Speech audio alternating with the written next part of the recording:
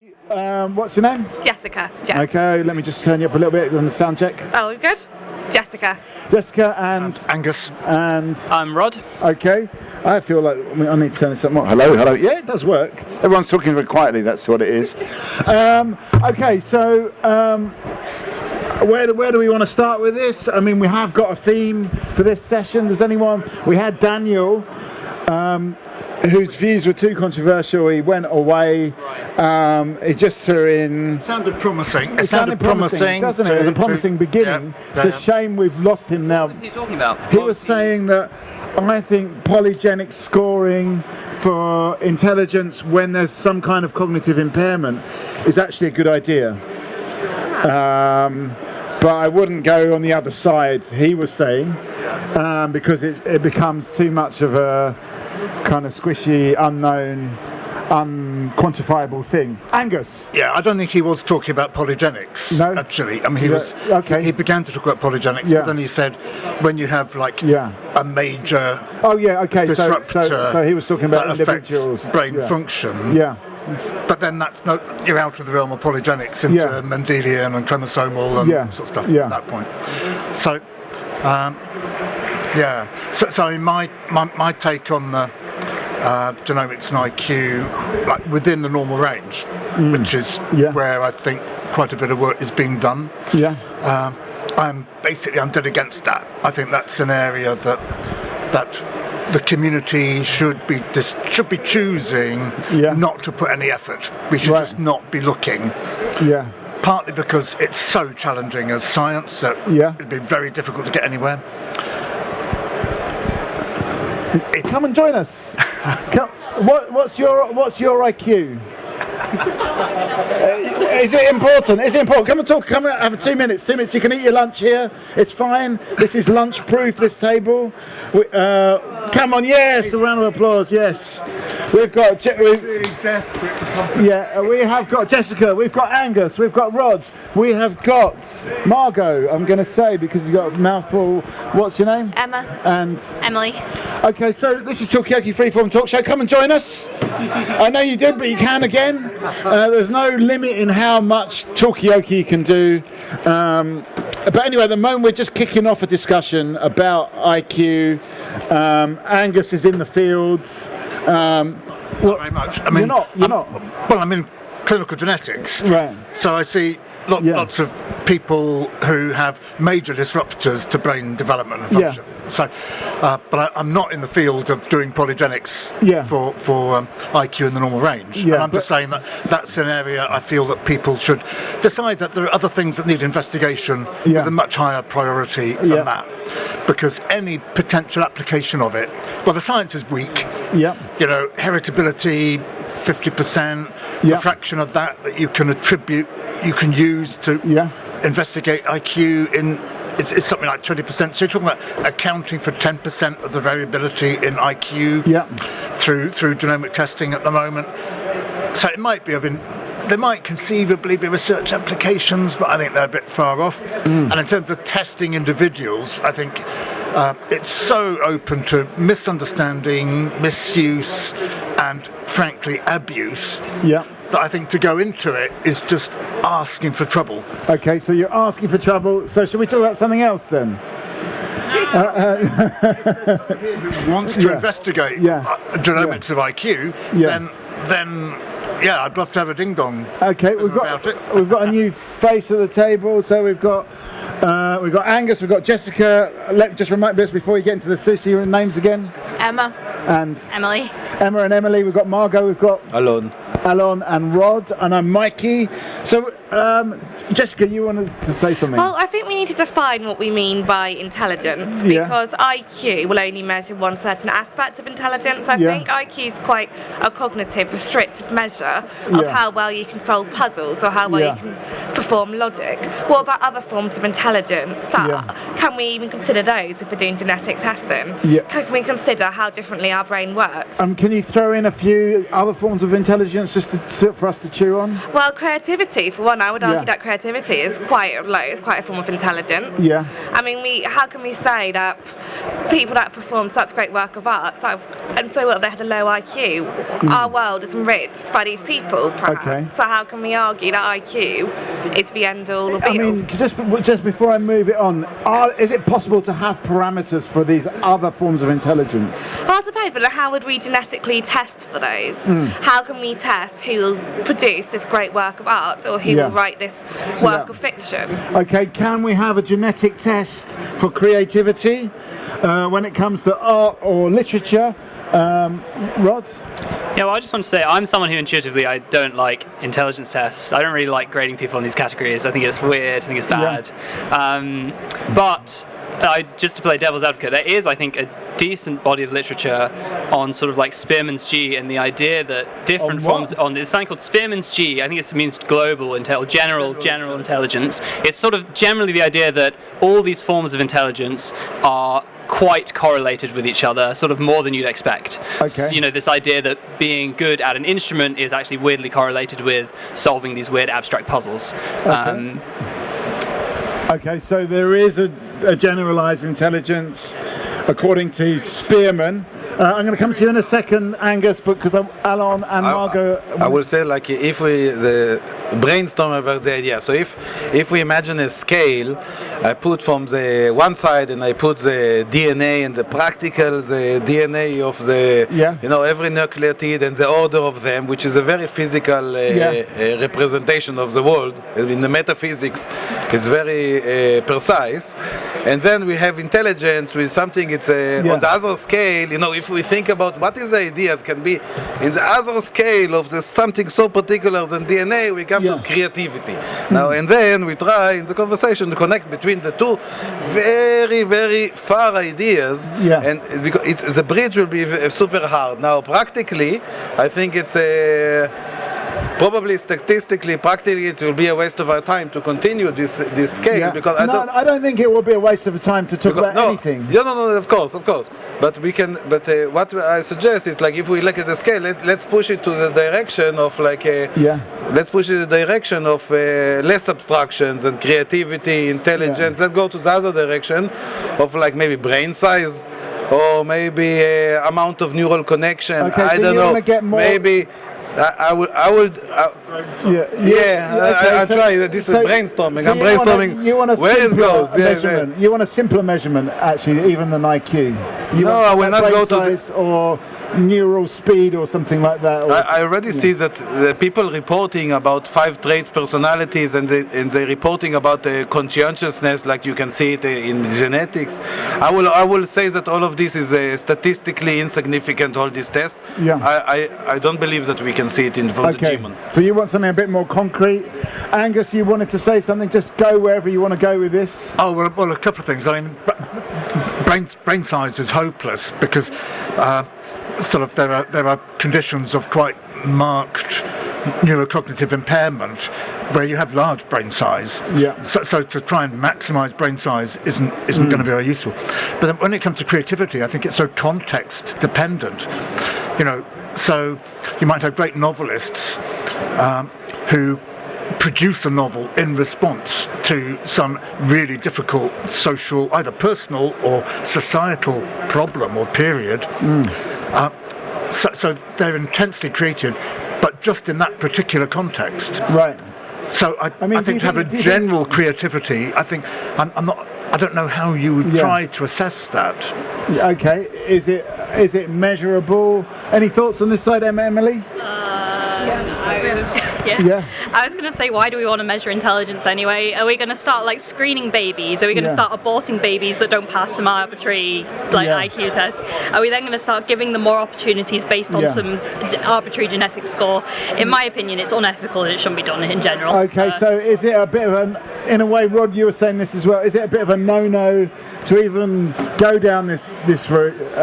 That actually is a brilliant book I read recently. It's a work of fiction. It's called Q, and the idea basically involves that they're doing intelligence testing on these babies.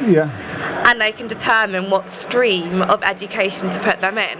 And the idea is that those with the highest Q scores can go to these really specialised schools, whilst the ones that perhaps aren't so high can go into more vocational forms of development. And the idea is that way resources aren't wasted, and the resources that are limited can go to those who will benefit from the most. Okay, but this is a work of fiction, and let me guess, course, does it go horribly wrong? Yes, but there are some interesting ideas that were raised by the novel. Okay, so we've got some new faces at the table. At the moment, we started off talking about what was the subject? Genomics of IQ. The genomics of IQ. But one of the things we're talking about is, can you really measure intelligence, or do you even want to measure intelligence? Do you want to grade people based on intelligence? Is there any value to it at all? What about other things rather than IQ, creativity, or the other thing is that even if you want to measure IQ and use that somehow to have a genomic assessment of the potential for IQ is quite remote from that, and it's going to be even worse. And so to make decisions about education or employment or anything else about people on the basis of not their actual achieved IQ but a genomic potential for IQ seems even worse than doing it on the basis of IQ. So it's the worst thing we've come up with yet, basically. Let's get some names. So we've got Emily, we've got Emma. What's your name? I'm Dan. Dan. We've got Jessica. We've got Shabir and Yamin. And we've got Angus, we've got Alon, we've got Margot, and Mikey. Where do we want to take this conversation? I think everyone's kind of saying this is a bad idea. So why are we talking about it? Is it just for other things? Should we not look into the genetics of? Okay. Apart from IQ and creativity and things like that. Dan, you were saying? Socioeconomic standing, that was really messed up. I think there was a couple of papers that came out on this, and there was just outcry. Like that has no... I don't know what the end point of such research is, but it's okay. It doesn't sound good. Can it have any positive uses at all? Unless we start moving towards a kind of eugenic society, then maybe not. Okay, so is it a bit too eugenic, all of this stuff? So can somebody explain this paper, this thing? What is it about? Yeah, give us a bit more details. Maybe Angus, do you know anything about this paper? Well, I just saw one and was outraged. At what it. Well, not outraged. That's a bit excessive. But I thought, goodness, this is just crazy. To try and. Obviously, there are social science studies that classify people by socioeconomic class. And the government does that, and you do that when you fill out your tax return or whatever. But they were looking for genomic associations. And I mean, in a very stratified society, you can imagine population of origin giving you. So if you have. Actually, India would be a good example, where you've got a caste system, and there are some. but where one does have a caste system, you can imagine there will be genetic differences between people of socioeconomic status. But the chains of causation there are historical and social. They're nothing to do with genetics. And I imagine within Europe there will be certainly if you think back to sort of medieval England, then you would have had lots of sort of Norman French genes in upper class people and lots of Anglo-Saxon and Celtic genes, insofar as they're that different, in people who were relatively disadvantaged in the serfs. And so you will get differences genetically between different socioeconomic groups for good historical reasons. Okay. But I don't see what the point is. Yeah, what's the point of studying this? Okay, so where do we want to go with this? Do we want to talk about... I mean, the objection is that it's as if the genetic difference actually predisposes to people to that position in society, when it's not the genetics that is causing it's the societal stratification. Yeah, absolutely. Okay. I just want to open this out to more people. I've got a new face over here. What's your name? Hi, Bonita. Bonita, that's right. And what's your name? I'm Justin. Justin, we have got Angus, we've got Yamin, we've got Shabir, we've got Jessica, we've got Dan, we have got Emma and Emily, we've got Margot and Alon and Mikey. Really well with those. Yeah, I don't know, is there a gene for that? That's one of the great... If there's a gene for it, I want it. Okay, well, I'm not quite sure how to donate it, but... I'll just make a clone of it and have it injected in me. Okay, so you've got the technology. Just Christmas cards. You've got the technology to do that. Any thoughts on this discussion so far? Is it a no-no to investigate the genomics of either socio-economic class? I think it should be investigated. I think we should investigate everything. Yeah. And we should be careful about it, though. Yeah. Okay, so it is worth everything's worth investigating. Yeah. We shouldn't shy away from things. If we're going to be a perfectly tolerant society, we should tolerate everything, including the outcasts and psychopaths and all sorts of things. All right. That is when we will have truly advanced as humans. All right. I mean, should we be investigating everything, even these controversial? I mean, other things are of so much more priority. That to investigate genomics of IQ in the normal range or social status, I think that's just what would you prioritize, Angus? What would you prioritize? Well, clear medical diseases. Give me an example. What would you think we need to do a bit more research in? I mean, neurodegenerative disease, Alzheimer's disease, and the things like that. Okay, so these things maybe... and I've got a patient at the moment, Tay-Sachs disease. I mean, let's, so we want not just to do the diagnostics, but the therapeutics. Okay, so, so possibly, it was said yesterday as well that a guy from the NHS said he wanted more research on implementation of some of these discoveries rather than the discoveries themselves, which are out there. I think that was a priority yesterday. We've got.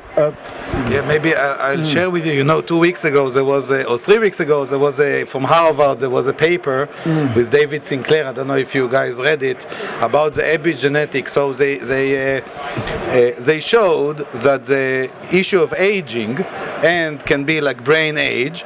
It's about the epigenetics, loss of information, loss of epigenetic information. Yeah. So and they knock out a mouse and they reverse it back and forward, and they show how the mouse is getting older and younger. Right. By playing with the epigenetics.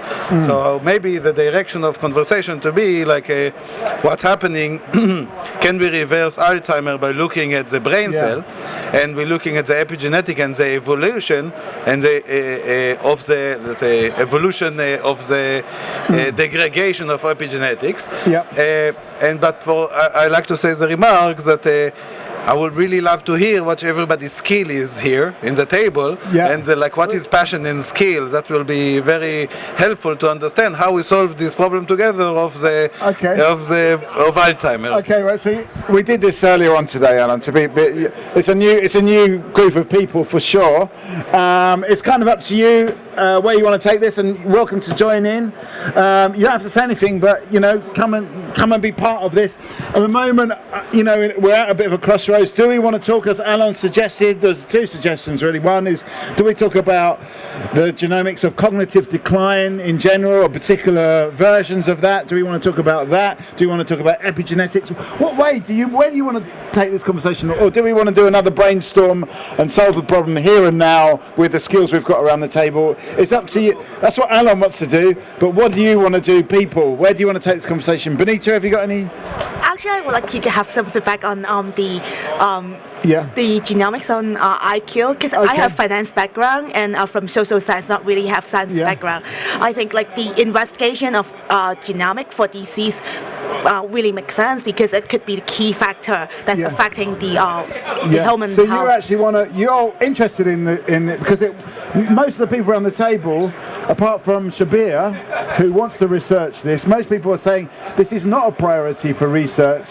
No, I don't agree that that's a priority. I would like to say that the IQ is not one of the key factor, and if there's the research on it and saying that it's one of the key factor to the success, then could be quite distracting. Because with a social science background, I kind of believe all the cultures, educations, knowledge make the big difference. Okay, so it is all about context after all. I was just thinking that it's sort of the idea of perhaps measuring cognitive development in terms of disease likelihood. For example, if a pregnant to-be mother discovers that her child perhaps will have a developmental disorder, I could potentially see the benefit of assessing cognitive development there, so that the caregivers of this perhaps disabled child could perhaps be more informed and perhaps plan ahead for their child's life. However, how can you accurately measure that? Because saying that the child may have this cognitive decline, or may be able to do one thing but not do another, you can't assess how well this child will live their life, regardless, so to speak. Okay, so the genomics aren't necessarily going to tell you that, Dan? Where do you draw that line? Between somebody with, a pathological issue and somebody like myself who's just a little bit slow. Don't worry, I was trying to speak a bit slower for you. Thank you very much. If everyone else can do that would be great too. That's what worries, and it seems humanity at the moment seems to be getting everything pretty wrong. I know what you mean. So it just worries me. Okay, hang on a sec. There's quite a big statement from Dan that humanity seems to be getting everything wrong. We're not doing well, are we? We're not doing amazingly, are we, right now as a species? Are we? Okay, so Jessica's backing up Dan in this question. I don't think we are. I think it's a negative way of looking at things. We have to be optimistic. We have to think how things were. I've got a good memory. I can remember things 40 years ago. And I think we've done brilliant. The way things have improved. Some of the technology we've got now. I was dreaming of Star Trek and having a phone and looking at people and talking to them. And I can actually do it. I can just get my cell phone out, do a video call. I mean, apart from cell phones, what else? No, that's just a weird example. Just about the health. And the people who died 20 years ago with heart conditions are living now. And cancers and things like that. It's incredible. We are all living older age. Okay, so we're living older. We're creating more problems, of course, because we'll keep doing that. Because that's life. I think there's something we need to iron out here. Is Dan right or is Shabir right? Is humanity in a bad place? There's no right or wrong. There's a different perspective on life. Okay, different perspectives. So maybe you're both right. That's actually how Talkaoke works. You're both right. It's generational. Is it generational? Is it generational? Should we ask? Should we try and judge people's ages and understand their outlook? Okay, we're doing science. We're doing science as we go. Is outlook about humanity related to age? So we're gonna go around the table and we're gonna ask people, what's your outlook on humanity and how old are you? And we will need to keep it fast and simple, and we're going to go around the table, but we've got a new face over here. Tell us your name. Hi, I'm Daniel. Daniel, we've got Alan, we've got Justin, we've got Angus, we've got Yamin, we've got Shabir, we've got Jessica, we've got Dan, we've got Benita, Emma, and Emily and Mikey. Where do I start with this? I'm going to maybe start. I'm going to start over here. Okay. Daniel, how old are you, and what's your outlook on humanity? I'm 22, and if we remove ourselves from our very localized perspective here and we look at the world, I think so many hundreds of millions of people have been lifted out of poverty, lifted out of famine. To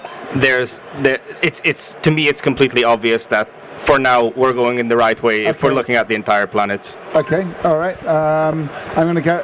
How old are you, and what's your outlook on humanity? I'm 44. Outlook of humanity, I agree. I think that we are advancing in a beautiful, fast way, and I think especially in this field, like if we manage to crack this genetic thing and it's close, it looks like AI is coming and very soon it's like we're cracking something here. So we have a chance, like in genetic engineering, we have a chance to extend human life considerably, and I don't see another way. So I think that's the main topic, and maybe probably brain health will be the first thing to handle. So I'm going to take that as a yes, positive outlook for humanity, 44, and was it 22? Okay, let's go around. Age and outlook for humanity. I'm in my 50s, or 57. I'm very concerned that there are tanks in Europe. It's like something out of the 1940s. Yeah. Also, climate change is a big concern for me, and it looks to me like in the next decade it's really going to get serious. So your outlook for humanity not is good. poor. Not good. Okay. Yeah. All right. Age and outlook for humanity. Okay. I'm 68, and I feel I think I'm looking forward. I've got much. I think I've lived through a better time than I think my children and grandchildren are going to. So not necessarily the end, but a bit of a downhill slope. I think huge challenges, and it's part. A lot of it is climate, but then you also got the political outlook with hugely exacerbated inequities, and the growth of autocracy, and Okay. So big political challenges. Okay. Age and outlook for humanity. Yeah, I'm 31, and I consider humanity as not as an exponential curve, but as a sine curve, more like it has ups and downs. Right. Yeah. So where are we on the sine curve right now? I think towards the peak. Okay. Towards the peak, So but we're not on the peaking. peak. Yeah, we are picking up, and maybe we will decline in the future. But the biggest quality of humanity, I think, is the resilience. So we'll bounce back. Yeah, like we saw during the pandemic. We had the next pandemic in the the century, and we came back. We are here today, right? Yeah. Okay. All right. Hang on a sec, Angus. I've got to do everyone here. So hold that thought, Shabir. Be an autocrat. I want to. You can be. Yeah. I'm Shabir. I'm 62 years old, and I have a really positive outlook to life, because I think nature is the most powerful thing. It's more powerful than human beings, and everything's balanced in life. I start everything from physics, laws of energy. You can't destroy energy, you can only change it. Okay. And we're a small subset. I can't even know how small we are. It's infinitely small. You'll be surprised how many physicists we've spoken to. So I'm a biophysicist, by the way. Sorry. Yes. There's mostly biophysicists probably around this table. There seem to be so many of them. But I'm going to say that that's neutral in a way. It's like it's all balanced. So no, we have made incredible progress. I liked what Dan said, and I can remember pictures in the front of the newspaper in the 70s where they showed kids with quasicore. You hardly ever see it. There is still hunger and famine. It's mainly a minority autocrats and people who are a bit behind. Okay. There are different levels of advancement in different parts of the globe, and we need to equalize that a bit more. Okay. I just want to say one more thing. The George Orwell quote came to me from Animal Farm. All animals are equal, just some are more equal than others. Okay. And that's always going to be true. Okay, that's definitely a... no. There we go. Right, Jessica, age and outlook for humanity. Right, I'm 23. Yeah. I think humanity, on the whole, has done some pretty amazing things, and we have shown some moments of resilience and absolute moments of incredibility. But I also think that we are capable of doing some horrific things, and as a species we do need to get better. If humanity was to disappear from the world right now, we would have left the world a lot worse than how it was originally. Okay, so we're actually in negative equity right now. I think so. What we have done to the planet just shows how parasitic humanity really can be. Okay. And whilst we are capable of being incredible, we need to do so much better than what we have done. All right, okay, you started all of this, Dan. Oh dear, and what have I done? Yeah. What have you done, Dan? I don't want it to be all doom and gloom. Yeah. But I think in the context of the conversation that we were having previously about intelligence and social intelligence and let's stay in context like genomic data, for example, and the measures that are being taken to safeguard, for example, human genomics particularly, I think are insufficient at the moment. And let's say I echo a lot of what you've said as well, that we've been through a golden era and we're at the top of this sine wave right now. And I just wonder, as we go into this little wobble that we might be going to, it's not all doom and gloom, but just a little wobble, that with the advent of everything that is happening now, that it could be quite a dark future. Okay, dark future. Okay, that's Bonita. Hi. Yeah, I'm 41, and actually I echo what Daniel said, because like human has been surviving for so many years already, and we know how to create tools and have innovation all the time to solve problems. Yeah. Yeah. So you think you're pretty optimistic? Okay. Emma? Hi, I'm 30. How old am I? 31. I work in the NHS, so that's a preface to this thing. So I would say my outlook is pretty increasingly negative at the moment. Yeah. I just don't think we should be treating people dying in the corridors with no beds and no social care. Okay, so inequality is expanding. At least in the UK, things are looking pretty.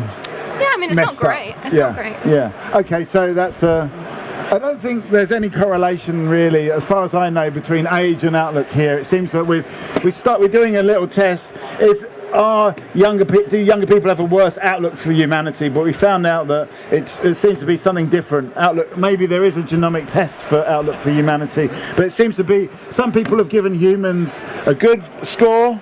Other people have pretty much given up hope. Emily? I'd like to preface this with I have an overall net positive view of humans. I think that humanity is overall good. I think people are good at heart, but I mean, if the Tory government gets voted in again, that'll decline my view of the UK on the whole. Right. We've got people like Jeff Bezos, who has all the money, Elon Musk, all these guys that are just accumulating wealth that they don't deserve and just channeling it towards vanity projects. These guys could be solving world hunger, they could be solving all sorts of diseases. Instead, they're like, I want to send a car to the moon just because it looks good. These aren't things that are helping people. And people say they've earned that wealth. I don't think you can earn $1 billion. I don't think you can earn $200 billion. It's ridiculous. So I think we're trending towards an increasingly unequal society. Okay, so I think humanity is good on the whole, but I don't like this sort of giving power to these people and increasingly letting them have sway over the government and society at large. Is it because we're good as a whole that we've kind of let these people do what they do? No, I don't know. We're a bit of a pushover as a species. And where do we want to go with this? We've kind of opened it up. We could bring it back to for me, I'm very surprised from the outlooks. I listen many times to Jordan Peterson on Instagram, and I'm very surprised for the negative outlook on humanity. And I guess but an what about outlook. all of these billionaires sending cars to space? But I assume we choose to have an outlook, and if we choose to have a negative outlook, I guess it's for a good reason that we want to help humanity. And if we choose to have a good outlook, it's also for a good reason. So let me get a final thought from you before you go.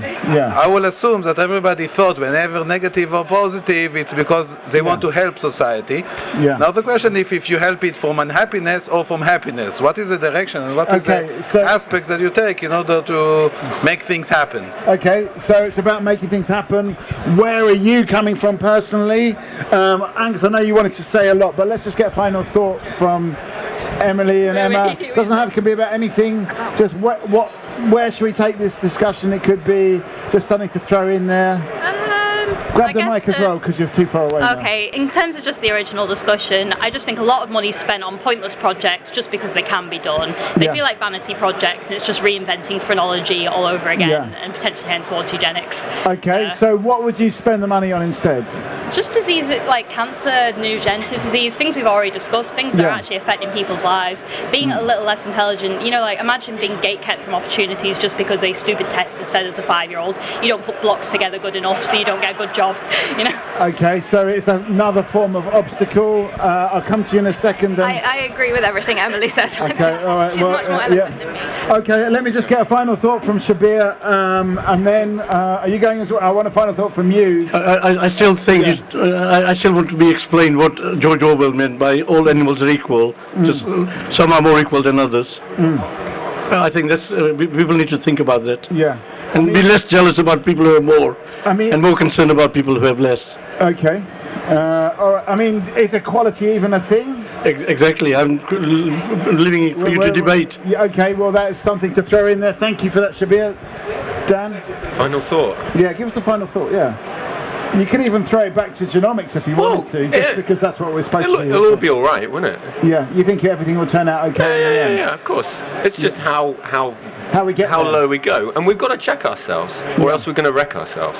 If we don't check ourselves, we'll wreck ourselves. That's a good soundbite there, for sure. Yeah, actually, I would like to give a final thought. I think with the increased easy access to knowledge and all the information online, then more and more people can help and be educated and know how to do the goods, and so quite positive about it. Okay, so actually it's about maybe not so much about equality, but equal access to information and to the knowledge. And because I know you, Daniel, I'm going to come to you in a second, but I know you wanted to say a lot for quite a long time. Well, no, I just wanted to feed. Yeah. I wanted to feed in, but the debate has moved on. But I'd have wanted to ask Dan what political structure he'd be wanting to be there for us to track ourselves. Yeah. He's saying we need to track ourselves. Okay, but what does that take in terms of human self-organisation? Do you think it requires some adaptation to our political system? Well, we've already had from Emily and the lady next to her, there were comments about the growing extremes of inequality. So in on income and particularly wealth, and that's a huge challenge to all this.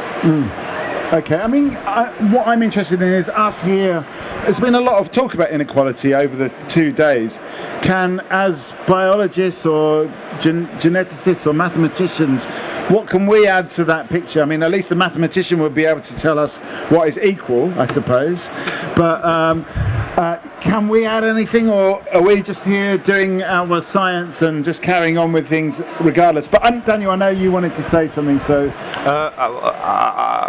we can one of the ways we can move this conversation to combine kind of the main overarching topic and the topic of inequality is whether your mental capabilities are one of the drivers of inequality or not in the world, and to what extent this might be a reason why there are social differences. So what are the differences in outcome that are due to background or social, and what are the differences that are due to capability?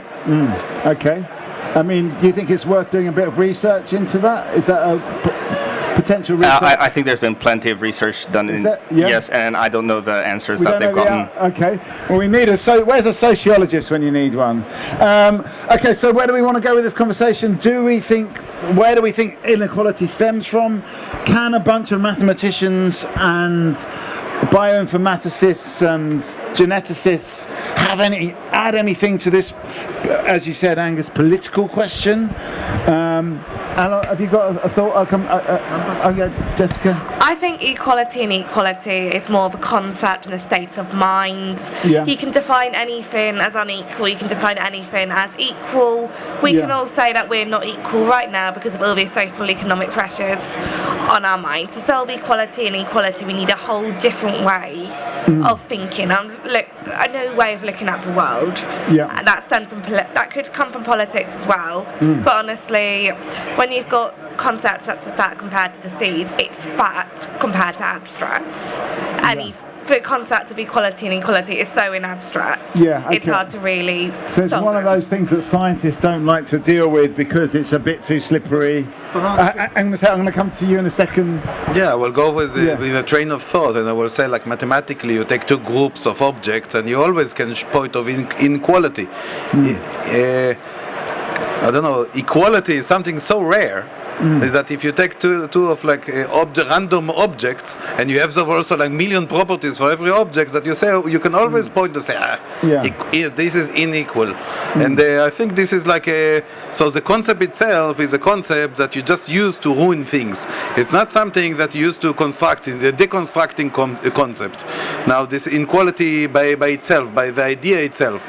Now I can understand that we use it in order for artists, and we use it against the government in order to make progress and things like that, and to oppose the government in some ways. So we use the inequality fingers in order to progress something.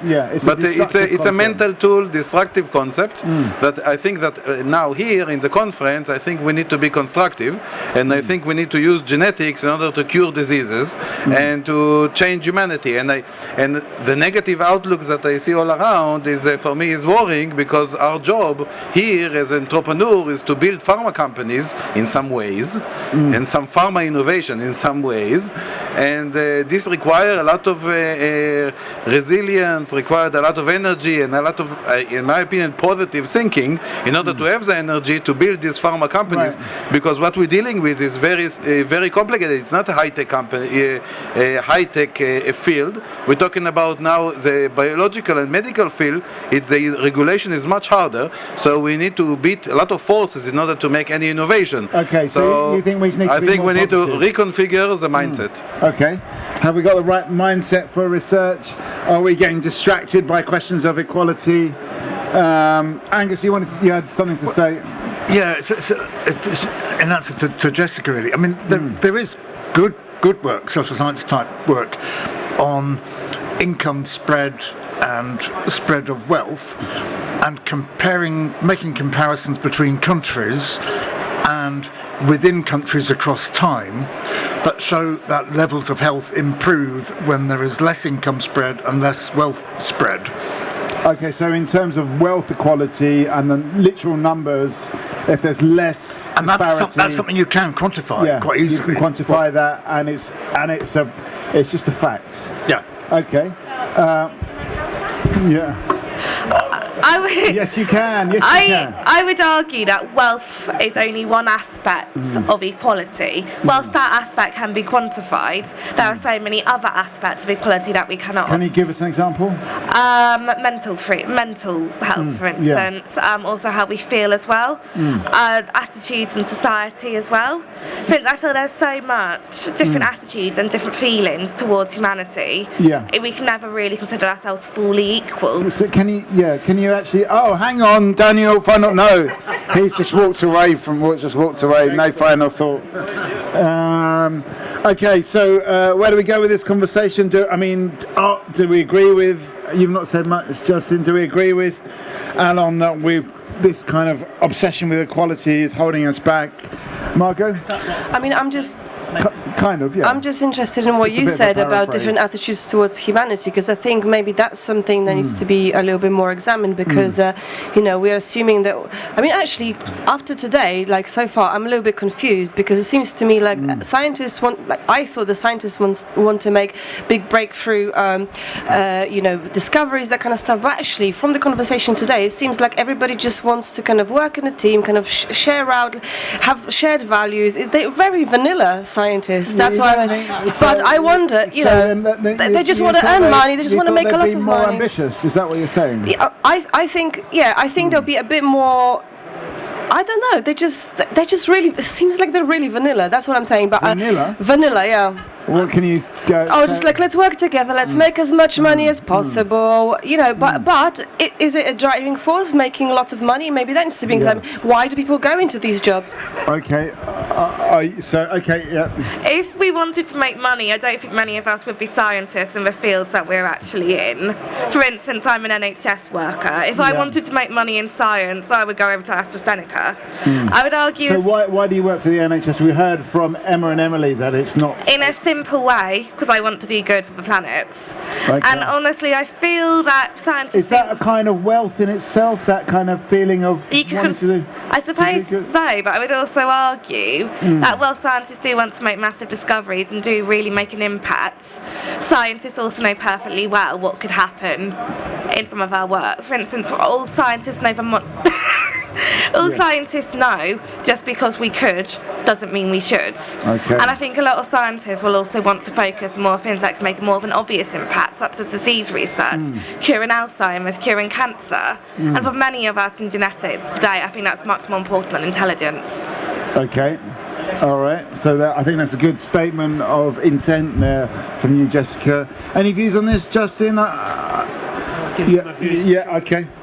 Yeah. Oh no, I'm going to go to Rod because you've not said much for a while. Yeah, I just want to agree. That academics are not making any money unless you sort of sell your soul. So I don't think that's But what's where in it. is the ambition from academics? Well, I think there is a lot of ambition. I mean, in my perspective, which admittedly is a very young perspective, is that what academics tend to want is the freedom to work on what they want, freedom of routine and schedule, though at the cost of very long hours, but you sort of get some choice over those hours, and kind of just this sort of ability to sort of do what you want in a small team without necessarily having a boss in the same sense, and kind of having this freedom of schedule and freedom of sort of output so and a kind workflow. of freedom to just play. Play around, and this is what I mean. The philosopher Kuhn, I think, called like general science puzzle solving or problem solving, and I love that term for it because it does just remind you of just a kid playing with these little, you get the square peg and you put it in the square hole and the round peg in the round hole. I think that's what day-to-day science is. It's just kind of messing around for the good of humanity, and that's what you want, and that's what you don't get in a corporate job, even if you're making like quadruple the money with half the hours. Okay, so it's more of a just how you feel doing the job, I suppose. Margot? Just to get it right, so you either are on the right side of the argument and you do things for moral reasons, or you want to help people, or you're killing it in a private company and actually you can excuse yourself for doing a bit of damage because you are actually making money. Is it either or? Is it either or? No. So where does it overlap? Okay. What is the job that kind of overlaps both? AstraZeneca was the first pharmaceutical company that popped into my head when I was making my statement. What I meant to say that if scientists really wanted to make money, many of us wouldn't work in the University of Oxford, many of us wouldn't work for our respective institutions, we could go elsewhere. Having said that, that is not to say that those earning massive amounts of money cannot do massive goods for the field of science as a whole. I think the point I was trying to make is that money isn't always in the scientist's mind. It's mostly about making something incredible rather than working on wealth. It's not what you seek. Yeah. Okay, Angus, help us out here. Yeah, I mean, I think the motivation Justin's talking about is very real, but working in the NHS, it's clear we need industry, private companies to be producing the lab kits that are used and the drugs, the treatments, to fund the clinical trials, all this stuff.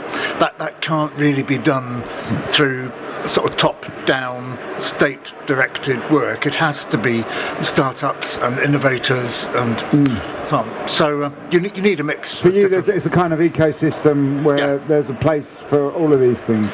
Yes. I mean, I think the ones I most like are things like I'm doing a project with a group called Espirare, which is a not-profit clinical trials company that works with rare diseases. Right. So that's a very nice balance. Yeah. But even the AstraZenecas of this world are needed. Okay, so we actually need this ecosystem. It's not like though people making money are not doing a job. They're not just coining it for no reason. Alan? I used to be a scientist. I used to work in the university, and I left because I wanted to make money. And so I was thinking about this question, and I left. And after I left, I must say that I done much less good than I was a scientist. So this contradiction between science and not science and the money is a real thing. And I do think that if you manage to make a decent life with a decent family, with a decent home, and you manage to do these great purpose jobs of like curing actual diseases, and you do like many of the scientists that I see, this is nothing better than that. If you manage to keep a balance like that, not to break it into make a lot of money and then break everything out. The people have a very big purpose when they're making the cancer and the rare diseases. It's beautiful. And this is something that can motivate a person and keep him alive very long years as well. So if you look at not only money is not the only consideration when it's a multi-criteria decision. So and you balance this, you balance it. You help society and you help your own family and you make a great purpose. And I see many people in the science field. They manage to have a balance. It's a beautiful balance. It can be environmentalist scientists, can be genetic scientists, and they make this balance. Manage to make a family, manage to make a nice home, manage to still contribute a lot to society, maybe even get a Nobel Prize. Doing all that in the same time, I think is beautiful. And so that is, I really appreciate what I see around, and also appreciate in the tables that people come and say, our goal is to cure a disease. This is beautiful. What can be better than what you're trying to achieve? Yeah. Okay. So that's a big up for everybody, and I think we're coming to this point that we're just appreciating everybody here, even people like you.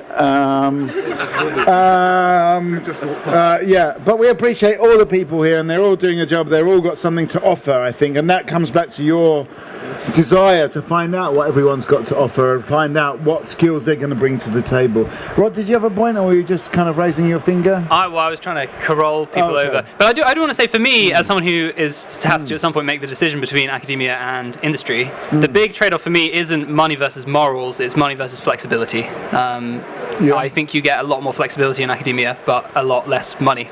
That's how it seems. Flexibility, okay. Justin, have you got anything to add to any of these questions? Are you an academic? I'm not an academic, but I'm interested in what you just said. I mean, you seem to be saying you want flexibility, but does that mean that you're not good working within a structure, a rule-based system and all? I would prefer not to. Sure. I mean, I don't want to necessarily. Yeah, I think the idea of a 9 to 5 is more boring to me, with sort of a boss that I have to report to, and I'm just this big cog in the machine with less individual creativity, less of a sort of fleshed out individual role, less that I can kind of contribute as an individual. I mean, I like these sort of smaller, more creative groups, and in my mind, science is sort of it's like a kind of creative form of industry. I think it is very creative, so it's also about the creativity, which is what you started off this whole discussion with. Earlier on, you want to have a place where you can express your creativity. Yeah. I think a lot of I hear a lot of the claims. You say, I don't have 9 to 5 and this. And also I hear before, it's like people are very vanilla. The question is the tone of voice. You know, if you change the tone of voice, everything sounds different. It's working from 9 to 5 and you can do like this. Or in the same is like, people only want to make money, Yeah. It's only let's the make some money. So the claims, we need to... Is it all about the tone of voice? Yeah, you cannot everybody make claims, but the tone of voice is like something totally different. Yeah. So let's try to find logical claims. Yeah. What is 9 to 5? What is not logical in 9 to 5? Have a filter for this machine that actually makes everyone sound excited, whatever they say. No, I'm saying you need to investigate yourself. Look at yourself in your own claim. You say 9 to 5. 9 to 5. You wake up from 8 to 8. What is it? 8 to 8 I wake. I'm alive only from this to this. So what is the point of the numbers? What is a 9 to 5 here? So what is the claim? Has anyone here worked 9 to 5? Can I just ask? I do a shift pattern, so I do 4 days on and then 4 days off, and I do 12-hour shifts. Right. Which is a lot more. It's great, and I get 4 days off though, so it's a lot more flexible than what I've had before. Yeah. But I would like to say that I think you're always going to be a cog in a machine. You just have a choice of what machine you're going to be a cog in. And how well your cog fits to the rest of the machine. Exactly. As well. Okay. Cogs in the machine. Where are we going to go with this? I sort of feel like we've kind of come full circle. Wind down. You're making kind of gestures with your laptop, which I feel like. Yeah. I don't know what it means, but checking the time. Yeah. Okay. Yes. We're coming around to the end of this session, but we will keep the conversation going. Who knows what is coming next? What's coming next at 2:00 is ethics of newborn screening, sequencing, and we've got Catherine from Nuffield Council on bioethics. She'll be here shortly. Yeah. You should. But also at 3:00, we also have got genomics shaping the future of healthcare. So that may also be interesting to you. Anyway, so that's what's coming up at 2 o'clock. So that's in 5 minutes. So we can do some final thoughts, or we can just keep it rolling. I think we should just keep it rolling. But maybe we should just facilitate a few final thoughts. Going to hang around? You're welcome to stay if you want to. Yeah, I think I might for a bit. Yeah. I won't be able to stay for the whole thing, but I think I'll stay. I mean, it's been a big subject. This kind of, But I just wanted to get back to Rod. Okay. I think there's always this trade-off between control over your pattern of life, including work, and income, quite often, and people want to settle at different places on that, maybe at different times in your life as well. Yeah. Okay, so there's this balance to be struck. What about, as a kind of vehicle for creativity? Is the academic or the science world a good vehicle for creativity? Could it be better? Could scientists be more, have a way of exercising their creativity more? I mean, I have to say, going back to this question of creativity, I really believe that everyone is as an artist. It's one of our kind of precepts that everyone has a creativity. So I don't know if you can measure different levels of creativity. To me, it's more about putting people in the context where they can be creative in their fields. But anyway, that's an opinion. That's very bad. That's very bad for me to give my opinion. But I've been holding onto it for like an hour. I will continue this conversation. Nice. So I will say, like, you can block creativity. Let's say if you have a lot of emotional problem with the family around you. Let's say you're unhealthy so you don't have room for the inspiration to come and fill you. I think that if your body is in a good shape, your mind is in a good shape, then you can allow and to have creativity. So I think it can be, we have it and can be blocked or can be let in. Okay. I'm gonna come. Justin's not said very much. I'm gonna come to you in a second, and then just to follow up on that. I mean, what you say is true, certainly, but you also have the power to decide who you have around you. I mean, if a block is coming from emotional issues with your family or with your work, I mean, it is within your power to choose who you have in your life and where you work. If you're not happy, you move on. And yeah, okay, Jessica. Adding on to that, I would also do quite a stereotypical quote, but that inspiration can come in the darkest of times. So even if perhaps you are dealing with some mental insecurities, you are dealing with emotional neglect or emotional abuse in the environment you're in, obviously it's a very bad environment to be in. I'm not endorsing it at all, but I think you can still find inspiration, you can still find creativity that can make your life worth living despite you being currently in that situation. You can always find light in your darkest of times. Okay, really good point. So we're talking about creativity. Do we live in a world where scientists, academics can be, even non-scientists and non-academics can be creative? Are we fostering that creativity enough? Sorry, I just want to say really quickly, when you did the foghorn sound, it was actually a mistake. I meant to do a round of applause, but I wasn't looking. There was someone walking by, and she gave the most disgusted expression I've ever seen. It's not not classy enough. Yeah, not classy. Well, we can come up with a more classy emphasis button for sure, but I may need some help with that. What that sound might be. Okay, so we're talking about creativity and the space for creativity. I mean, I do think that we've got a lot to learn from one another. I remember I've got a friend who's a hairdresser, and he works literally every hour of his waking life. And when I see him, he always does me like a really nice discount. He's a really good friend. And then I always say to him, because he always says like, I've got this wrong with me, I've got the liver problem, I've got this going on, I'm falling apart. Basically, he's in his early 40s, and I'm like, man, you're gonna be dead in like 2 years' time if you don't slow down. He said, yeah, but I'm gonna slow down in a couple of years' time. But Margot, the world needs people like me, and the world needs people like you. And I don't know what he meant by that, but I think there was some kind of, people have got different styles of operating, living their lives, different priorities. And I think the beauty is about acknowledging that and accepting that and creating something kind of, more collaborative. How those people work. But that's the tricky one. Yeah, I mean, that was what we were talking about before lunch, is how people can work together with their complementary skills, how to collaborate in a team. But now we're talking about something different. We've got a new face at the table. Tell us your name. Catherine Johnson. Okay, Catherine. Well, we might be changing the subject over to this question about the newborn screening. Newborn screening and the ethics of it. We may well be, at the moment we're talking about creativity, and is there enough space for creativity in people's working lives, especially academics and scientists? Are we too constrained, as Rod feels, by the 9 to 5 of some working environments? So I don't know, before we move on to this question about screening of newborns, have you got anything to say about creativity? I know you've come in from the cold, so you don't feel like you've got to say. Yeah. Do you feel like you're creative in your? Yeah, I do, but it's probably just we don't use that word.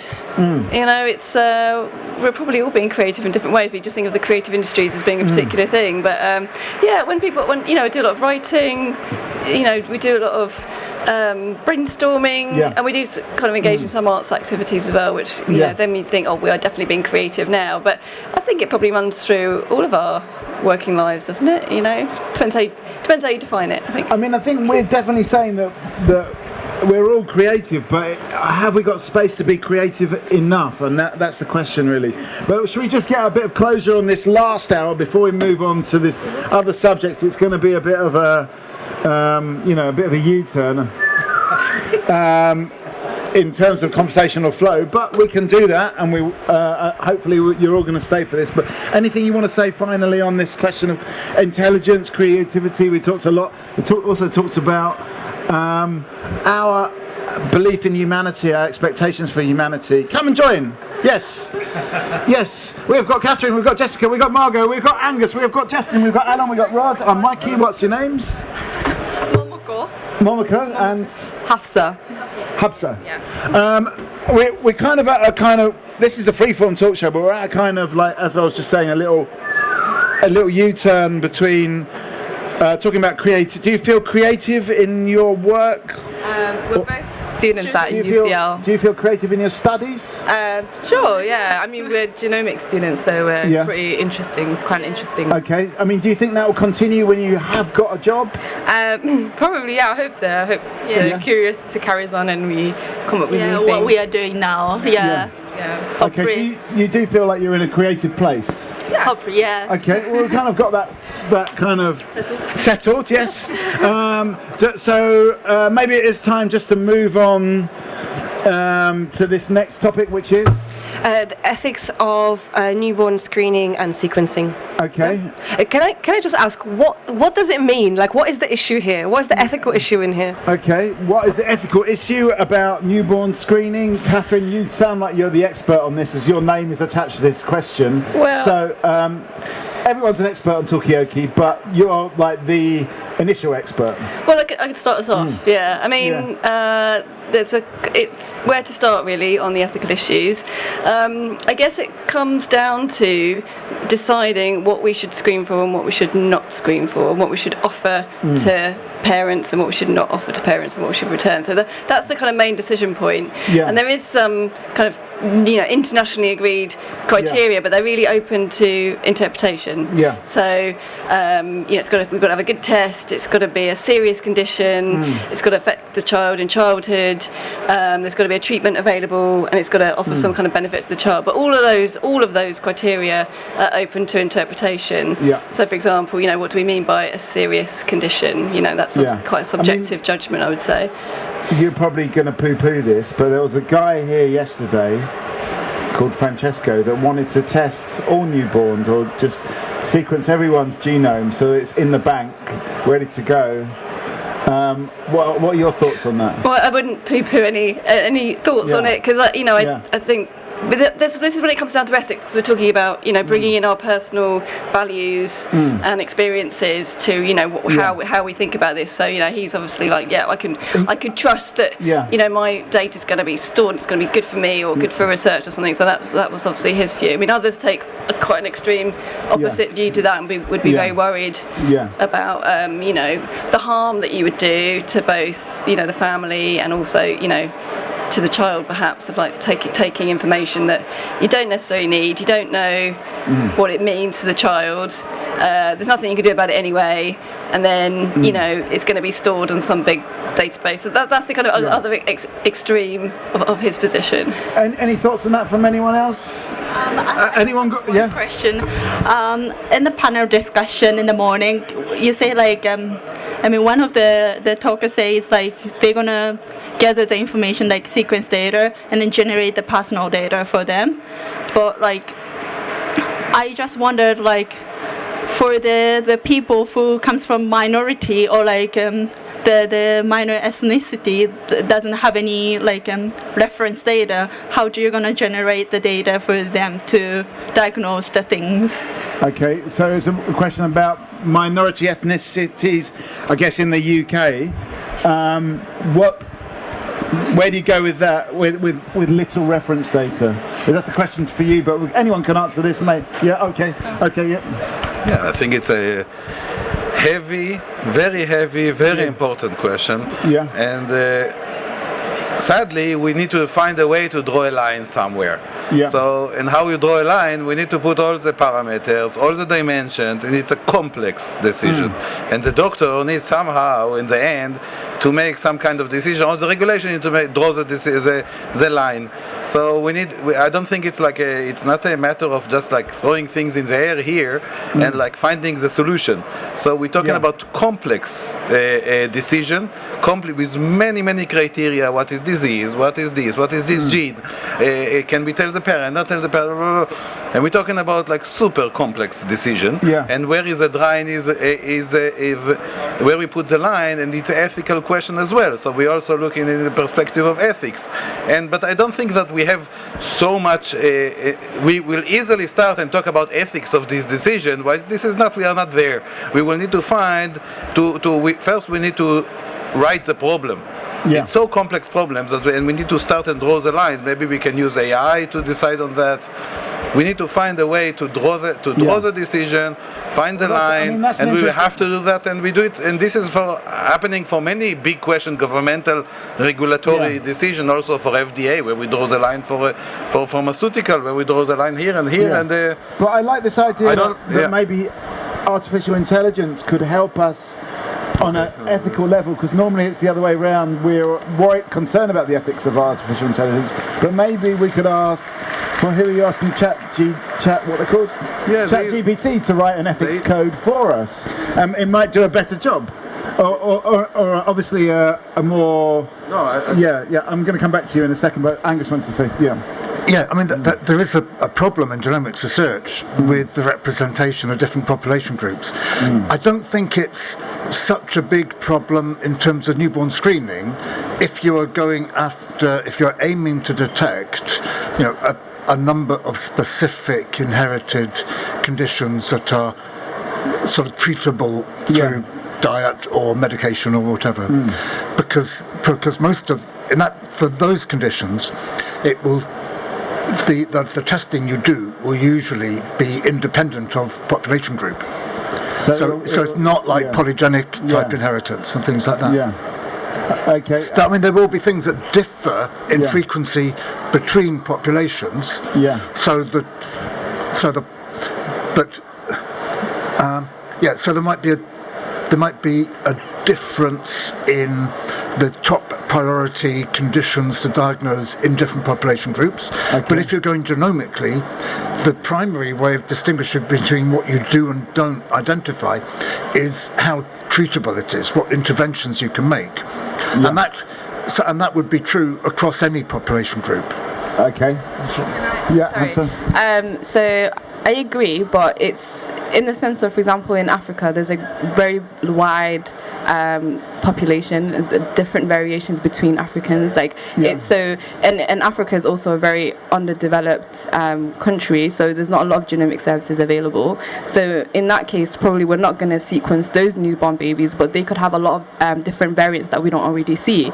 So in that sense, newborn screening should be non-biased, because in that way, like, if we do have that selection of every single population, if we only focus on populations that we can get access to, like within Europe or America, then there might be a bias in terms of the data that we collect. So you're saying, Habsa, that to make it unbiased, we need to go and sample African populations? Yeah, but I understand the difficulty in that. So I'm saying, what is really the benefit of having the newborn screening if it's not going to be applied to every populations that we have? Okay.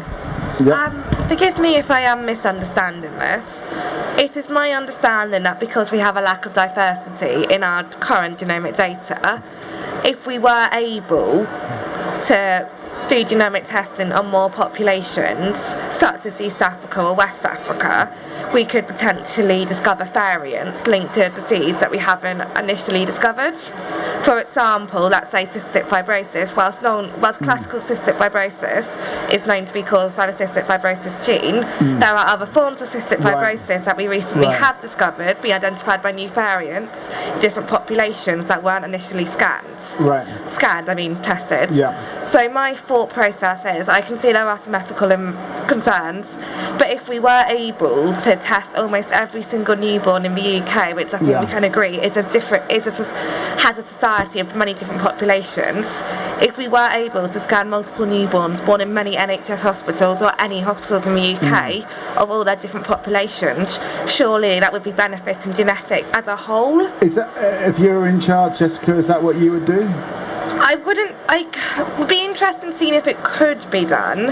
I wouldn't be sure how it is done, as Catherine was saying about the data concerns involved in this. And I also would be concerned about taking this data from a newborn before the newborn could actually consent to perhaps having their data stored and using genomics as a whole. I can see the data being taken and used for disease if it will benefit the newborn, but if you're giving out this data to benefit the whole of genetics, that's a whole completely different kettle of fish. Okay, Catherine, you're going to have to tidy all of this up and come and sit on. Come and get involved in this. It makes me look more busy. You don't have to say anything, but come and sit down around the table. What's that? And I know you can hear, but it's not about whether you can hear us or not. It's about how it looks to other people. It looks better if you're here than if you're over there. Yes, thank you. It makes me feel better. Yeah, there we go. Tidy up some of these questions. Catherine. It's a potential route, isn't it, to getting closer towards where we want to be. It does depend, though, on all of those genomes being put in some kind of repository available for research. I guess that's it. And that's the problem. Yeah. So I think that the Genomics England research programme is 300,000 babies, which is pretty small actually compared to the population of the number of babies born every year. So in a way, we're just assuming that this genomic screening will then get thrown into this huge database, but it's not necessarily the case. It might just be private for that family. Exactly, or they might say, just destroy this data, please, after we've used it, and that would be fair enough, wouldn't it? So it might not help. Okay, we've got a new face at the table. Let's get your name. What's your name? I'm Will. Well, I'm not going to ask you anything because you were reluctant, but doesn't mean you can't, just let me know if you've got anything to say. We've got Catherine, we've got Jessica, we've got Momoko, we've got Habsa, we've got Margot, Angus, Justin and Alon. I'm Mikey. It's just because this is what I do, But for me, I have a question, maybe for the people that understand better than me on this subject, but for what I see, when you screen the, let's say, in the level of the early development of the embryo, then the result of that, doesn't matter what the report says, the result in a way, it will be some kind of a decision, will be IVF or not IVF. So, and usually the question of IVF, it's mainly being forced to the woman. The woman goes through the IVF.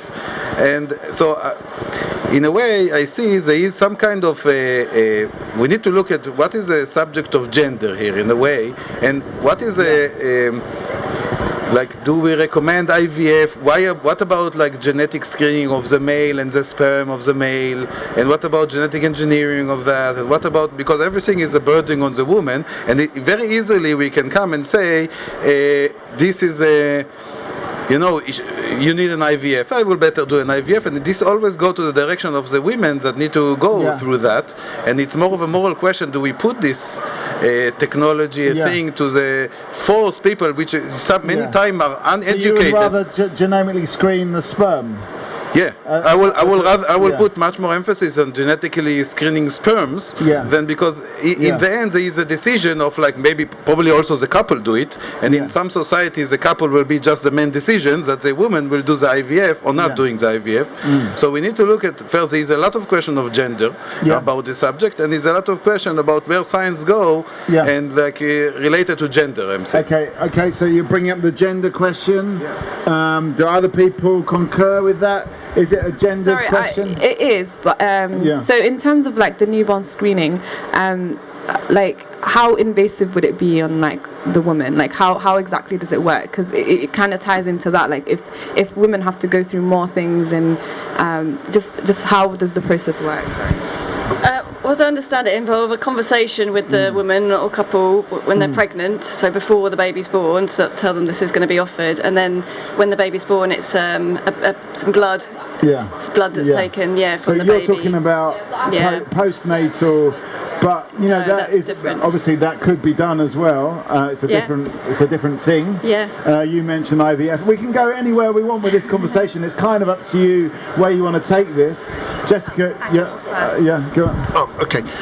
I just wanted to go back to the population representativeness thing, because I think there's a really important point there that it really matters if one's going to do whole genome sequencing and interpretation on the newborn, whereas if one is just looking for a set finite number of treatable diseases, then it's not half as important.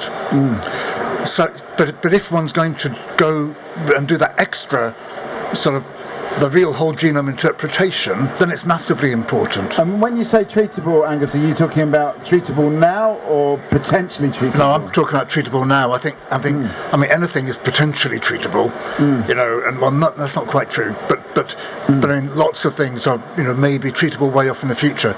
And I think if you could lure or seduce people into newborn screening on the basis that, well, we'll be able to offer something one day, or there's a clinical trial that might turn out to be safe and effective, but might be dangerous and ineffective, and that might be regarded as a benefit. And I don't think it is until it's been shown to be a benefit. Okay. Jessica, what are you going to say? I'm just trying to okay, Catherine. Just can I take things in a slightly different direction? That's Talkaoke. You can take it in whatever direction you want. So a question that I'm sort of really wrangle with is whether it's okay to screen a baby or child for the benefit of their family as a whole. Right, because at the moment, really, the criteria is about it should be for the benefit of the child. Can you give an example? Yeah, so actually Angus and I were involved in some work looking at screening for a condition called familial hypercholesterolemia. Can you say that a bit slower? FH. Right, okay. FH, and so it's linked to some genes, but you know it comes on later in life, but you know can cause early death from heart attack. So if you screen the babies, you could start them on some treatment when they're a little bit older. Statins is the main one, but one thing you might be able to do if you get a positive result is offer the testing to their parents and rest of their family. Find a person who's in their 30s, say, and reach them at a really critical moment and offer them statins and potentially save their life. So is that a justifiable reason to screen a baby? Okay, I'm going to hit the... when they're 30, you could be screening the adults. Okay. I mean, can't you do this the other way around and find somebody that's got the condition and then move out from there? Or? Yeah, so that's kind of been the approach up to now. I think looking at when anyone gets diagnosis, it's offered, the screening's offered to their family, and also you can trawl through medical records as well to look for people with high cholesterol and offer them the testing. But as far as I understand, that's not got everyone. You know, there's really a lot of people walking around with this kind of risk factor and they don't know about it. Okay. Well, have you got anything? No. It's okay. It's fine. It's good. Hamza. Okay, I think with that I understand, because if it's for the benefit of family members and not for the child can't consent. So, and at the end of the day, their genetic data is stored somewhere, and there's a lot of privacy concerns in terms of storing genetic data. So you've now exposed that child to having their genetic data being exposed or used for something else. Maybe a pharmaceutical company could look at their genetic data and say, oh well, there's this X and Y amount of people are prevalent to this disease, let's formulate a drug for this, and something along the lines of that. So is it really worth it in that sense? So okay. I mean, we hear this a lot, Habsa, this concern about data, but it seems to be, to me, I don't know, quite an abstract concern.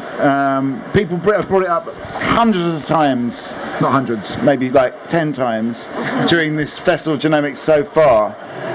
But as I said, I don't know. Alan, you weren't very concerned about it yourself, but some people are, but in a sort of abstract way of the possibilities of this happening. Is it a big fear? Well, it is a big fear, but is it a justified fear, I suppose, is the question. Jessica, I'll go to you now. The thing about genetic data, it's not like it's going to be a list of your name, age, date of birth, address. The genetic data being collected is data that only people who know genetics can actually understand.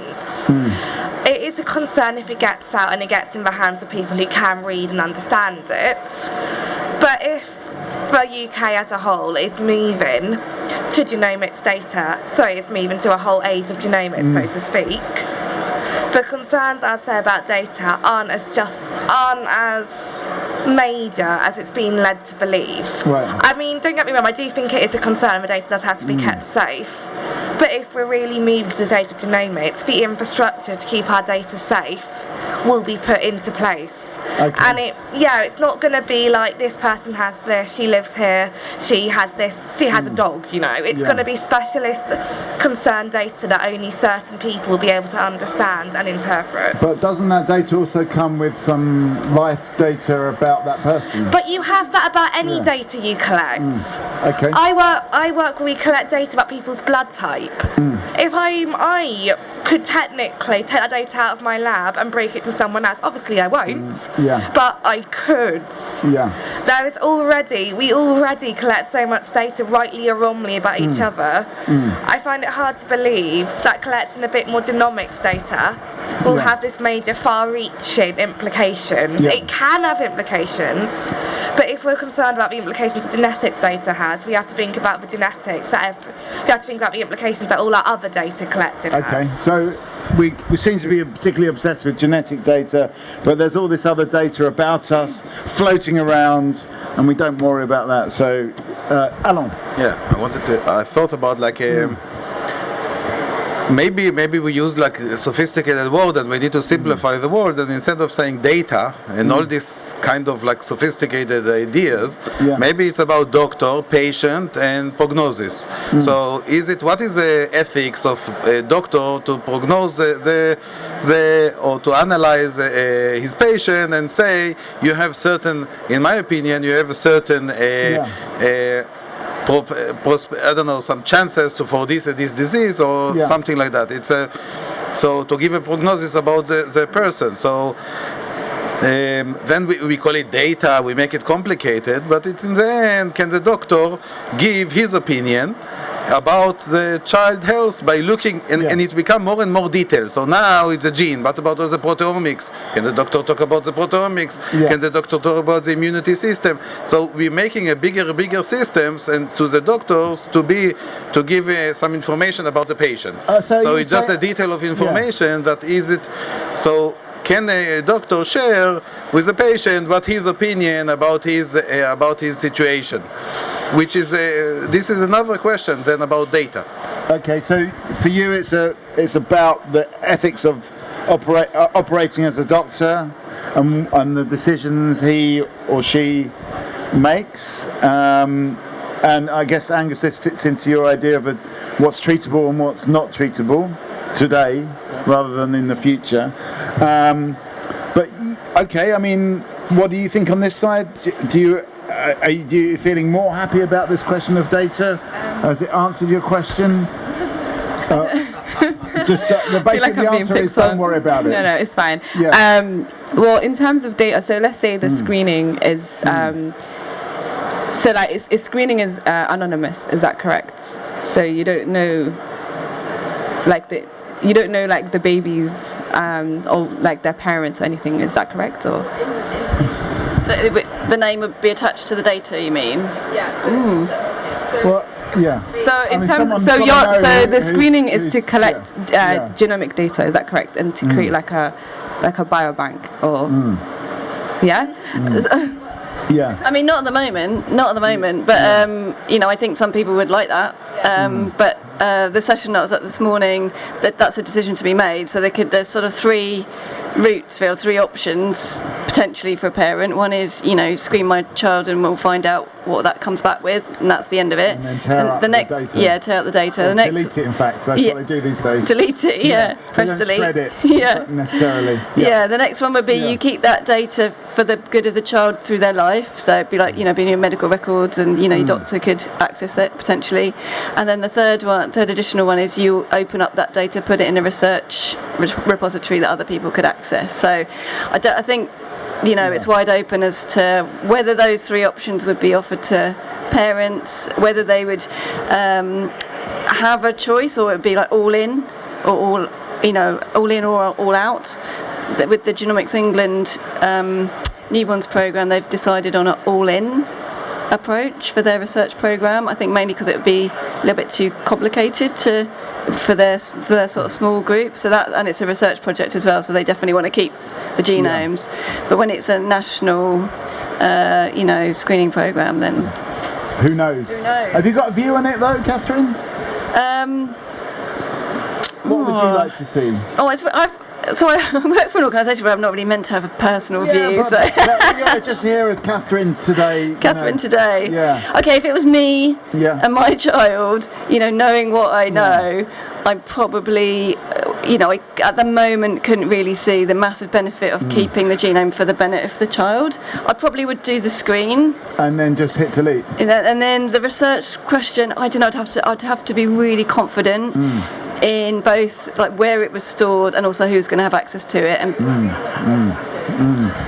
So in the terms that we do store the data for like genomic research, and then at that point we actually don't know, we can't say this genomic data is for this individual, not, and it's just a collective amount of data. In that sense, when we come across any rare variants or something like that, do you think then can we reach out back to them and tell them in that sense? Because I know for now, when you do genomic research and you find a variant in someone's genome, you can't specifically tell them. You can't, it goes against data privacy and stuff like that. So in the case of this, when you do find something, can you go back to the patient and track it back and then tell them, or is that again another privacy concern? Okay, we've got a new face at the table, so just going to get your name and then just let Catherine or anyone else answer this question. What's your name? Henning Jakob from the European Bioinformatics Institute. Welcome, Henning. We have got Will, we've got Alan, we've got Margot, we've got Angus, we've got Habsa, we've got Momoko, Jessica, and Catherine. I'm Mikey. At the moment we're kind of chewing around this idea of the ethics of newborn screening and all of its guises, be it a huge, almost, ubiquitous study to just looking at single variants for treatable conditions. Come and get involved in this if you want to. Yes, give us 2 minutes. 2 minutes, and you've got some. Yeah, I'm sure you've got a view on this as well. So yeah, we're just talking. Yeah, we're just talking about really. In a way, lots of different kind of conduits and caveats about how to actually set up newborn testing. Should it just be for those patients with or newborn babies with a recognisable, treatable condition, or should it be across the board?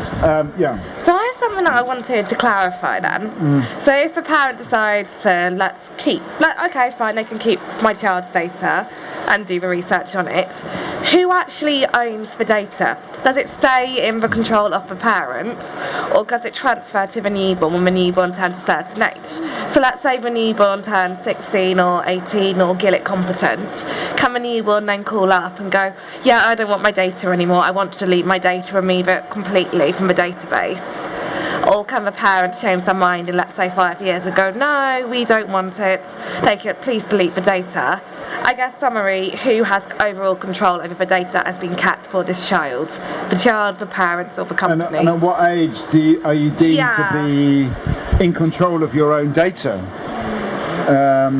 That's a broader question with data. It's not just for the newborn, right? It's the same difficult question that needs to be addressed whenever such data is generated across a patient's life or a citizen's life. So I don't know the answer to your question, but I mean, everybody says that the patient owns the data, but I don't know whether that's truly true or.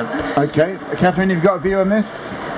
Well, I mean, I'd say, what do you think should happen? Because it's not like any of that's been decided yet. That's the way I would answer the question as well. What do you think? Do your job.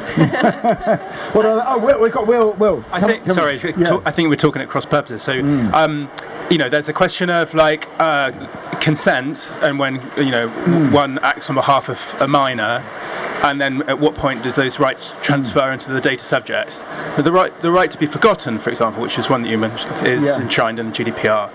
So it would depend on the particular kind of consent that was, the process by which that data was collected, and that whether or not that consent was the legal basis for processing.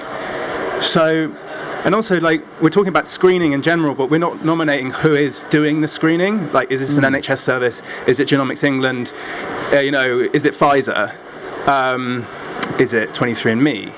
And I think it matters that we locate the technology in a particular, legal and commercial framework, because I think that we can keep on going round the houses. Who would you like to be doing this screening? I'm not interested. And I think if there was a paediatrician around the table, maybe they could tell us which part of paediatrics was being underfunded at the moment. And why is it, of course you come to a conference like this or a festival like this, and we talk about genomics, like it's the only thing that matters.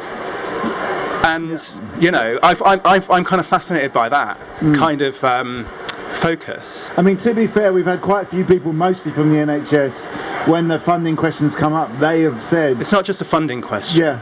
Or a priorities question or a research question. It's a policy question as well about what government decides to invest in as the balance between the health and wealth agenda as we've known it for 30 years. And there seems to be a lot going in the wealth agenda.